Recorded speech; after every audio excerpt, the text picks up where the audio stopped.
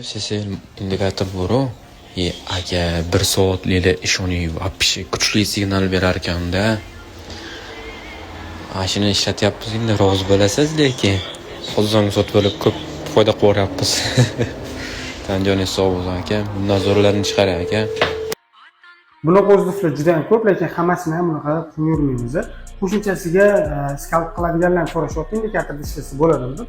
Обязательно bo'ladi, ya'ni ko'rsanglar bo'ladi. 1 minutlik time frame'da 4140 dan bozor selib beryapti, ya'ni 4111 gacha oqib beryapti. 29 punkt, ya'ni 1 minutning o'zida oqib beryapti.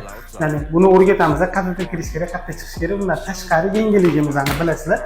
Robotda test qilyapmiz, ya'ni robot jarayonni kuzatsanglar bo'ladi, ko'rsanglar bo'ladi, ya'ni o'sha signaldan signalga ishlaydigan robotimiz, ya'ni bu uchun ham baribir indikatorimiz kerak bo'ladi, po'lat ishlatiladi.